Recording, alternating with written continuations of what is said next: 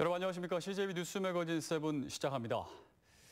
민선 7기가 임기 4년의 반환점을 돌고 있습니다. CJB는 충북 도정을 중심으로 전반기 성과와 후반기 과제를 오늘과 내일 이틀에 걸쳐서 짚어보도록 하겠습니다. 지난 2년의 성과, 조상호 기자입니다. 지난 2년 충북 도정의 가장 큰 성과는 미래로 가는 초석을 닦았다는 부분입니다. 바이오 헬스 국가 비전이 오송에서 선포되는 등 6대 신성장 산업을 충북에서 꽃피울 기반을 만들었습니다.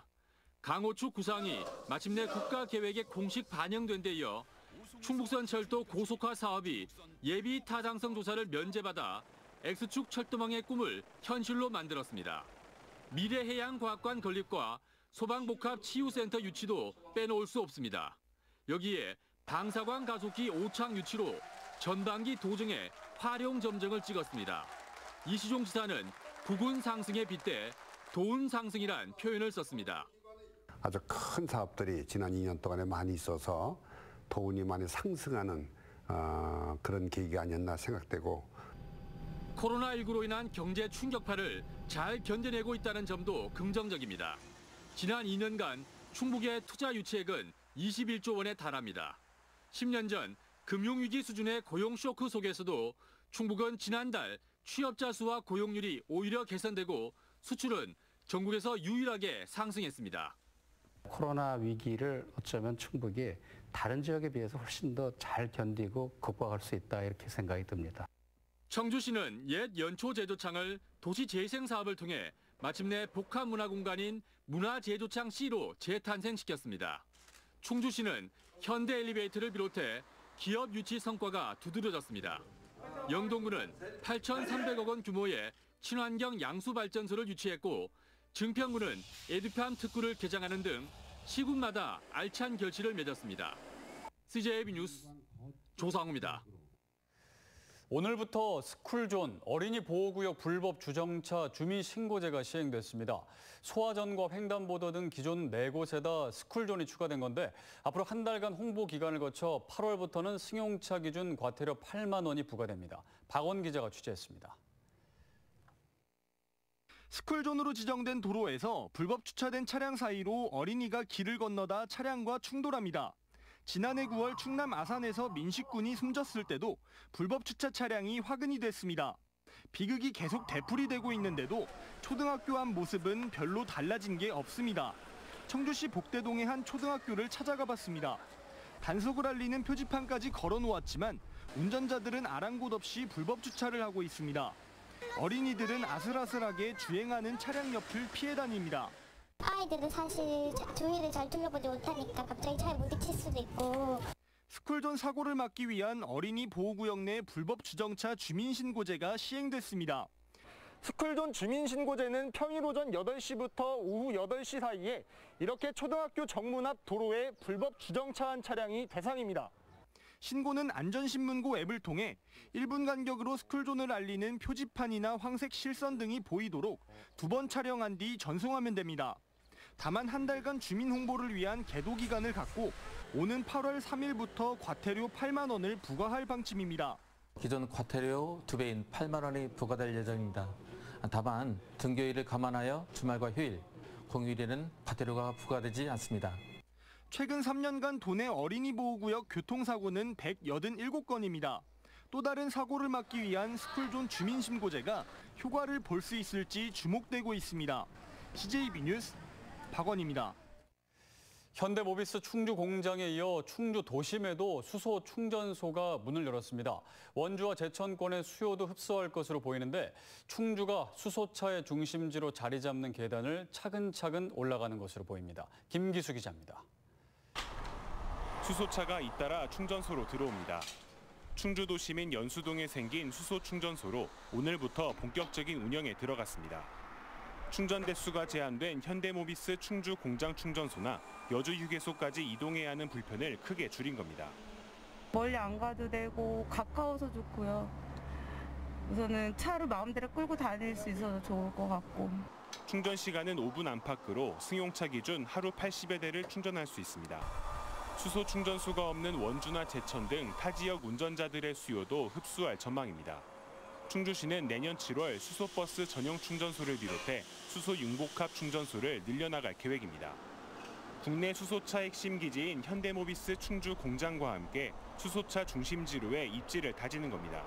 해외 기술진들이 조금 더 일찍 올 예정이었는데 5월 중순에 입국을 하게 되면서 저희가 시운전도 같이 늦춰지게 되면서 준공이 좀 늦어지는 것도 있었습니다. 지난해 충주에서 출고된 수소차는 모두 76대, 올해는 225대를 추가로 보급할 예정입니다. CJB 뉴스 김기수입니다.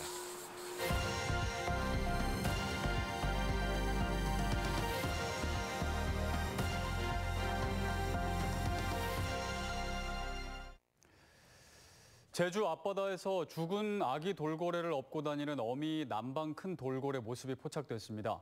아기 돌고래가 숨을 쉴 수 있도록 물 위로 밀어 올리며 벌써 2주일 넘게 보낸 것으로 추정되는데요. 자기 아이도 학대하는 인간들에게 묵직한 메시지를 보내는 것 같습니다. JIBS 안수경 기자입니다. 제주도 남방 큰 돌고래가 하얀 물체를 매달고 헤엄치고 있습니다. 헤엄치다 놓치자 다시 돌아가 물 위로 밀어 올리려 애를 씁니다. 죽은 새끼 돌고래입니다. 꼬리 쪽을 빼면 이미 상당히 부패돼 형체를 알아보기도 어렵습니다. 하지만 어미는 포기하지 않고 계속해서 아기 돌고래를 자신의 주둥이 위에 얹거나 등에 업으려 합니다. 숨을 쉴 수 있도록 도와주는 행위죠. 새끼가 태어나면 제일 먼저 하는 어미의 행동이 물속에서 태어난 새끼를 물 위로 밀어 올리는 행동이거든요. 살게 해주겠다, 숨을 쉬게 해주겠다, 그런 행동 표현인 거죠. 아기 돌고래의 크기나 부패 정도로 볼 때 2주일 전쯤 태어나자마자 죽은 것으로 추정됩니다. 그런데도 어미 돌고래는 그동안 죽은 새끼를 품고 돌봐왔던 겁니다.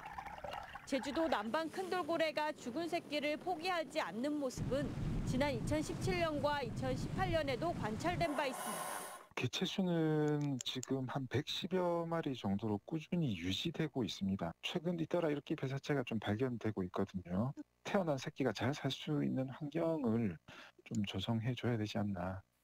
죽은 새끼를 주둥이와 등에 업고 함께 헤엄치며 차마 떠나보내지 못하는 어미 돌고래의 모성애는 자신의 아이들마저 학대하는 인간들에게 큰 울림의 메시지를 보내고 있습니다. JIBS 안수경입니다. 얼마 전 제주 해변을 뒤덮으며 문제를 일으킨 괭생이 모자반이 태안 해변까지 올라와 큰 피해를 주고 있습니다. 본격적인 해수욕장 개장을 앞두고 매일 수거에 나서고 있는데 언제까지 계속될지 알 수 없어서 노심초사하고 있습니다. TJB 조상원 기자입니다. 태안 해안가에 파도를 따라 밀려온 해초가 수북히 쌓여가고 있습니다. 얼마 전 제주도 해변을 뒤엎었던 괭생이 모자반입니다. 중국에서 발생해 해류를 따라 떠밀려온 것입니다. 일부 지역은 치우기조차 벅찰 만큼 쌓인 곳도 있습니다. 며칠 전에도 이걸 다 치웠는데 또 이렇습니다. 이러다가는 해수욕장을 제대로 개장하기 어렵지 않겠나. 그래서 이 바닷가에 사는 사람들이 애를 많이 씁니다. 태안 앞바다에는 이미 지난해에도 봄부터 여름철까지 괭생이 모자반이 해양 쓰레기와 뒤엉켜 끝이 보이지 않을 정도로 확산되며 주변을 오염시켰습니다. 바다에서는 어선의 스크류에 엉키고 해안가에서는 악취를 발생시키다 보니 피해가 적지 않습니다.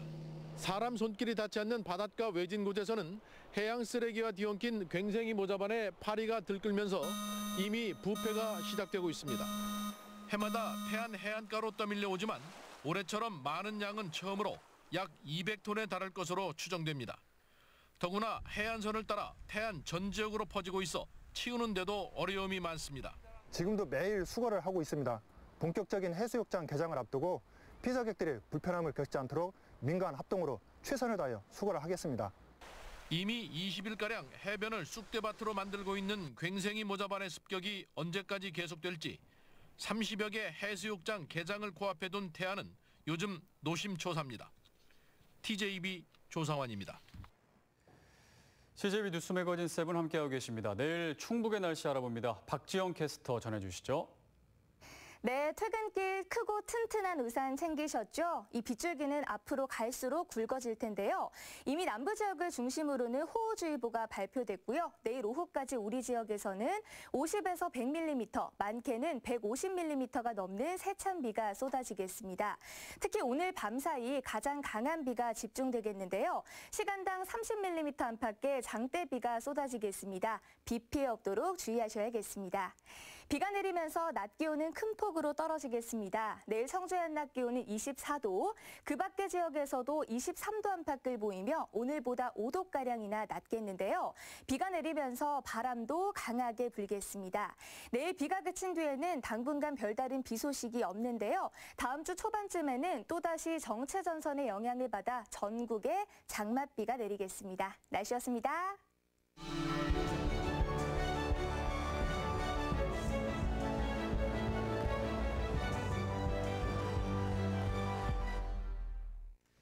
오늘의 이슈와 화제입니다. 코로나19 감염이 수도권과 대전 등을 중심으로 현재 전국으로 확산되고 있습니다.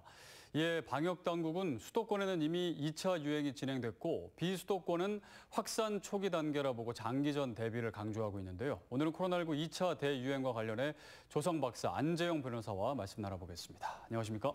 안녕하세요.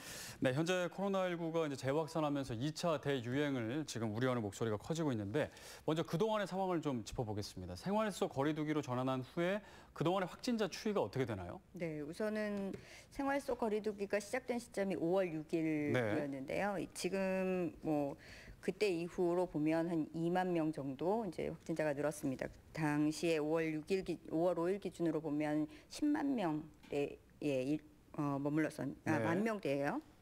근데 이후에 이제 5월 8일 되면서 이태원 클럽발이라든지 강남 이런 식으로 환자가 좀 집중돼서 나오기 시작했고 이후에 이제 체육시설이나 코인 노래방 이런 그 소규모의 집단 감염들이 이어졌습니다.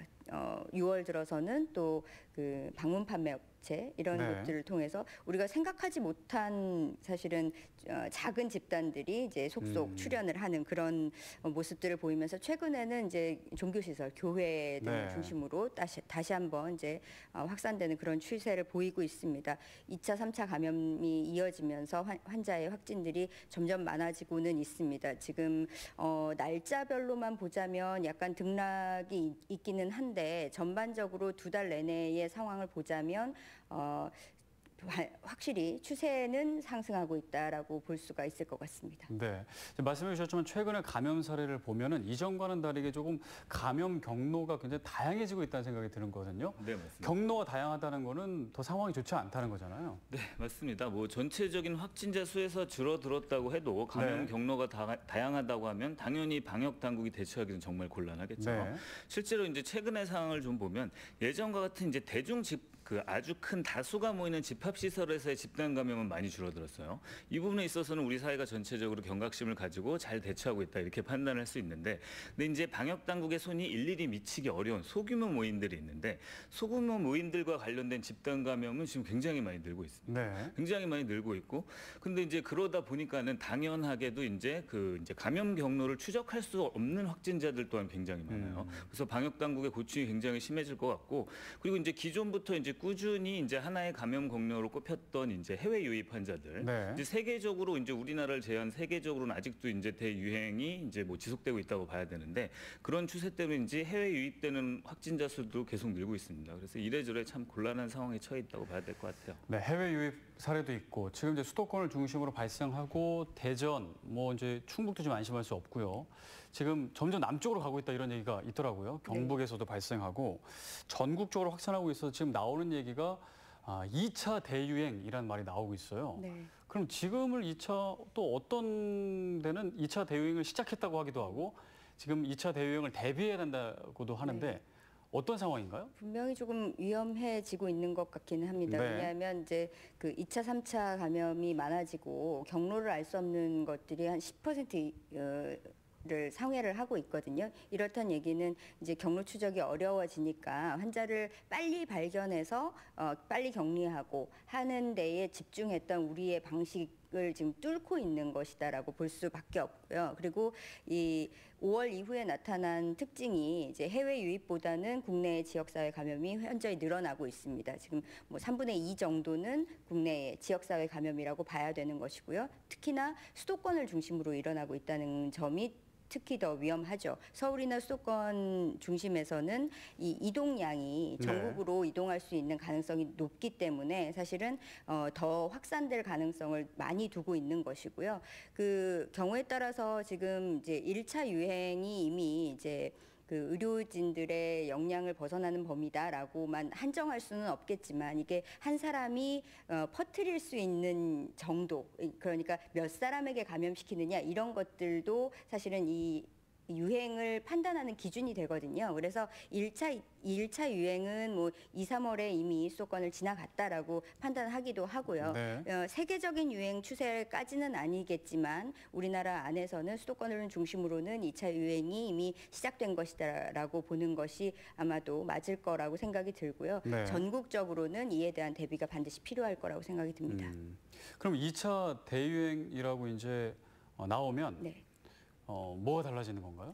세계적으로 2차 대유행이다라고 하는 예측 시점을 WHO는 실제 이 코로나가 발생했을 당시 시점에서 가을 겨울로 예측을 했어요. 네. 그것은 이제 바이러스가 보통 이런 호흡기 바이러스들이 이제 생활하기 좋은 환경, 번식하기 좋은 환경이 되는 온도가 있기 때문에 그것이 이제 남반구로 이동을 했다가 북반구의 여름철에는 남반구로 이동을 했다가 다시 이제 가을 겨울이 되면 바이러스가 이동을 해서 올라온다 이렇게 해서 그때로 예측을 했는데 실제로 가만히 보니까 날씨가 더워진다고 해서 바이러스가 좀 누그러들거나 하는 기미를 보이지를 않습니다. 이것이 그런데 이게 어쨌든 그 가을 겨울에 대유행까지 이어지는 시점이 된다면은 네. 실제 감기 바이러스가 유행하는 시점과도 일치하게 되는 것이죠. 그래서 여러 가지 그 감염병들이 유행해서 번식할 수 있는 환경이 될 수도 있어서 그런 위험성들이 더 크게 나타날 것 같습니다. 그 이제 코로나 재확산을 이제 막아야 될 텐데 일단 이걸 개인의 문제로만 볼 수는 없잖아요. 네.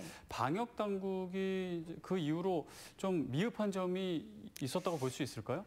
지금 뭐 진행 중에 있기 때문에 네. 확실히 뭐 잘했다 잘못했다라는 것을 판단하기는 좀 조심스럽기는 합니다. 매일 네. 상황이 변하고 있기 때문에요. 근데 현재까지 우리 정부의 그 방역 대처에 있어서 기본은 실제로 그 빨리 환자를 찾아내고 그리고 격리하고 그런 조치를 예방적으로 한다는데 이제 초점이 좀 맞춰져 있었어요. 그런 차원에서는 우리의 방식이 현재까지는 어느 정도 통했고 그리고 세계적으로 모범이 됐다라고 판단을 하는 거고요. 초반에 이제 다른 외국의 경우에 선별적으로 진료를 한다든지 중증 환자 위주로만 의료진을 집중한다든지 하는 식으로 해서 사실은 그 검사 자체의 역량을 투입하지 못하는 경우들이 많았거든요. 네. 그런데 2차 대유행으로 만약에 옮겨간다거나 해서 환자가 의료의 역량 한계를 벗어나는 수준으로 폭증할 경우에는 사실은 최악의 시나리오이기는 하지만 그런 상황까지 번져간다고 하면 실제 우리나라의 경우에는 예방적인 조처를 했던 것이 약점으로 작용할 수도 있습니다. 대다수의 국민 입장에서는 면역력을 갖추고 있지 못한 상황이라고 봐야 되기 때문에 이후에 환자가 많이 폭증하는 상황을 최대한 막아야 되는 게 사실 우리의 숙제입니다. 그렇군요. 이제 당초 코로나19가 잠잠해질 때가 있는데 다시 이제 가을에 다시 유행할 거라는 예측이 있었습니다. 잠깐 얘기해 주셨지만 그게 이제 어떤 근거 때문에 그런 건가요? 조금 아까 이제 조성 박사님이 네. 잠깐 언급을 해주셨다시피 일단은 이제 이 바이러스가 이제 높은 온도에 좀 취약하다 이런 견해가 좀 있었어요. 네. 근데 실제로 이제 저희가 여름을 겪고 있는데 전 세계적으로 뭐 온도 때문에 수그러진다 이런 통계적인 경험적인 자료는 아직 없거든요. 근데 이 외에도 또 하나 이제 과학자들이 드는 근거는 이제 20세기 들어서 저희가 겪었던 이제 전 세계가 겪었던 이제 대규모 바이러스 사태들이 몇 번 있었어요. 이제 뭐 20세기 초에 스페인 독감, 아시아 독감, 홍콩 독감, 그리고 뭐 저희가 근자에 겪었던 신종플루까지. 근데 이제 이런 대규모 바이러스 사태에서 보통 최소 2회에 걸쳐서 이제 정점이 나타났다는 이제 이거는 뭐 경험에 근거해서 저희가 파악을 하고 있는 거죠. 일단 1차적인 유행이 이제 겨울 봄쯤에 나타났다가 이게 좀 수그러들었다가 다시 가을 겨울쯤에 돼서 다시 이제 2차 유행이 나타나고 2차 유행 때는 1차 유행 때보다 이제 훨씬 더 광범위하게 펴진 경우들이 많았습니다. 그래서 이걸 근거로 이제 과학자들이 굉장히 주의를 해야 된다라고 얘기를 하고 있는데, 이제 아까도 박사님이 잠깐 짚어주셨다시피 결과적으로 이게 이제 최종적으로 종식이 되려면 이제 항체 형성률이 높아야 되는데 아직까지 코로나와 관련해서는 항체 형성률이 인위적으로 높일 수 있는 방법이 없어요, 아직까지는. 그래서 지금 당장은 이제 과학자들이 걸린 사람이 항체 형성률이 있는 거죠. 그렇죠, 맞습니다. 그래서 지금까지는 우리가 이제 상당히 경각심을 갖고 좀 주의해야 되는 시점이 아닌가 그런 생각이 듭니다. 그러니까 2차 대유행이 생기면 더 1차 때보다 더 광범위하게 퍼진 게 그동안에 이제 역사 속에 있었다라는 거죠. 네네. 그럼 어느 정도 지금보다 더 피해가 훨씬 크겠는데 어느 정도 피해를 예상해 볼 수 있을까요? 사실 비관적인 예측이기 때문에 사실 조심스럽기는 합니다. 근데 우리가 지금까지 알고 있었던 그 감염병들, 많은 피해를 줬다고 하는 감염병들이 유행했던 시기의 상황과 우리의 현재 살고 있는 환경을 좀 짚어보면 지금의 환경이 훨씬 더 감염병에 취약한 환경일 수밖에 없죠. 왜냐하면 도시의 밀집도가 상당히 높아졌잖아요. 과거에 이제 모여 사는 정도가 이제 감염에 영향을 많이 줬는데 우리는 지금 그것을 수직으로 쌓아가지고 모여 살고 있거든요. 그러니까 훨씬 더 많은 사람들이 한 곳에 밀집해서 살고 있고 또 교통이 좋아졌기 때문에 세계 곳곳으로 지금 퍼져나가고 있고요. 그리고 국내 안에서만 보더라도 하루에 정말 반나절 생활권이라고 할 정도로 이렇게 교통이 발전하다 보니까 이 유행할 수 있는 조건들은 훨씬 더 많이 갖춰졌다라고 볼 수밖에 없습니다. 그래서 기존에 있었던 피해 이상의 것이 올 수도 있는 것 아니냐라고 조심스럽게 보고 있는 관측도 있습니다. 네, 그래서 지금 이제 대유행이 되기 전에 빨리 대비하고 막아야 된다는 건데, 그래서 이제 의료계에서는 지금보다 훨씬 더 강력하게 사회적 거리두기를 해야 된다라고 지금 계속 권고를 하고 있는데, 정부에서는 역시 고심이 많죠. 뭐 지역 경제도 있고 하니까요. 어떤 고심들을 하고 있을까요? 일단 뭐 말씀해 주신 대로 이제 강력한 행동 제재 수칙이 좀 있어야 되는 거 아니냐, 이제 이런 의견들이 이제 많이 보여요. 그리고 이제 정부는 당연히 고심을 할 수밖에 없는데, 이제 이 수칙의 구조에 대해서 먼저 잠깐 말씀을 드려보면, 우리가 흔히 알고 있는 이제 방역 지침, 방역 수칙 많이 알고 계실 거예요. 근데 이런 방역 지침이나 수칙이 사실상 법적 강제력이 없습니다. 제가 전에도 한번 말씀드린 적이 있는데, 대한민국에 이제 굉장히 많은 규정과 법률들이 있어요. 근데 이 법률들을 물론 당연히 다 지켜야 되겠지만, 이 법령이나 수칙 중에는 어겼을 때 어떻게 하겠다 이런 처벌 조항이나 벌칙 조항이 없는 경우가 굉장히 많습니다. 일단 지금 우리가 알고 있는 이제 방역 지침, 방역 수칙은 강제성이 없어요. 이걸 어겼을 때 정부가 취할 수 있는 조치가 없거든요. 그래서 일단 이 부분에서 이제 수칙이나 지침을 아무리 강하게 제정하더라도 강제할 수 있는 그 권한이 없기 때문에 그 부분에서 일단 한번 좀 고심을 해볼 부분이 있는 거고요. 이제 두 번째로는 이제 얼마 전 이제 많은 분들 알고 계실 겁니다. 집합 금지 명령이라는 이제 명령 뭐 많이 들어보셨을 거예요. 근데 이 부분에 대해서는 이건 이제 지자체장들이 내는 명령인데 여기에 대해서는 강제력이 있습니다. 여기에 대해서는 어기게 되면은 실제로 형사처벌까지 받을 수가 있고요. 근데 이제 문제는 각 실상 지역마다 실상을 파악해서 그 경우에 딱딱 들어맞는 행정명령을 지자체장들이 모조리 모든 케이스에 발동하기가 너무 어렵다는 거예요. 그렇기 때문에 실제로도 지금 실무에서 보면은 방역 수칙을 몇 번 어겼을 때 행정명령이 나올 것이냐 이런 부분들에 대해서 이제 일선 지자체에서 굉장히 혼선을 겪고 있더라고요. 그렇기 때문에 이거를 좀 통일적으로 빨리 대응할 필요성은 있는데 과연 분야가 너무 많기 때문에 이런 거를 어느 시점에 언제 통일적으로 대응을 할 수 있는지는 좀 의문이긴 합니다. 지금. 그래서 지금 이제 그 기준을 계속 마련해 나가고 있는 것 같은데요. 일단은 지금 여름 휴가철이 다가오고 있어서 이렇게 유행을 하고 있는데 휴가철에는 더 심해지는 거 아니야 걱정을 좀 많이 하고 있는 것 같아요. 경각심을 좀 가져야 될 때긴 하겠죠. 맞습니다. 일단 1년 중으로 보면 대한민국 국민들의 이제 뭐 생활 사이클을 대략 본다고 하면 7, 8월 휴가철이 사람들이 아무래도 가장 밀집된다고 볼 수밖에 없을 것 같아요. 그렇기 때문에 이제 정부나 이제 지자체에서도 어떻게 하면 이제 몰리는 휴가 인파를 좀 분산시킬 수 있을까라는 고심을 많이 하고 있는데 일단 일단 정부에서는 공무원들이 휴가를 쓸 수 있는 기간을 좀 연장하는 방안을 추진해서 이제 시행을 한다고 하네요. 네. 그래서 기존에는 이제 9주 정도에서 휴가를 쓸 수 있게 했는데 지금 이제 3주 정도 더 늘린다고 하고, 정부에서 일반 이제 기업체들한테도 이제 권고죠. 이건 강제 사항은 아닌데 휴가 기간을 7월 말 8월 초에 몰지 말고 7월 초부터 이제 9월 중순 말까지도 좀 광범위하게 연장해라. 이제 이렇게 얘기를 하고 있고, 실제로 지금 저희가 할 수 있는 일 자체가 정말 많은 사람이 모이는 걸 피한다. 요거 외에는 특별히 할 수 있는 게 없기 때문에 진짜로 정부가 이렇게 권고한 대로 휴가를 조금 분산해서 가야 되는 게 맞지 않나 싶습니다. 네. 어쨌든 다시 재유행에 지금 조짐이 나타나고 있어서 우려스러운데, 그러면 뭐 예측하기는 어렵겠지만 이런 유행이 다시 잠잠해져야 될 텐데, 그럼 언제쯤 잠잠해질까요? 가장 네. 확실한 방법은 뭐 백신이나 치료제가 나오는 시점이 되겠죠. 지금 미국의 뭐 유수한 그 제약사들에서 임상 실험을 시작했다라는 보도들도 좀 나오고는 있습니다. 그래서 10월경이 되면 아마 이것의 성패 여부 정도는 알 수가 있을 것 같습니다. 네. 예측상으로는 그렇고요. 그 전에는 사실은 사회적 거리두기 정도밖에는 그 방법이 없다라고 봐야 될 것 같습니다. 네. 개개인의 또 노력도 필요할 것 같습니다. 말씀 여기까지 듣겠습니다. 조성 박사, 안재영 변호사였습니다. 감사합니다. 감사합니다. 네, 서울 CJB 뉴스 매거진 7 1부를 마치고 잠시 후 2부로 이어집니다.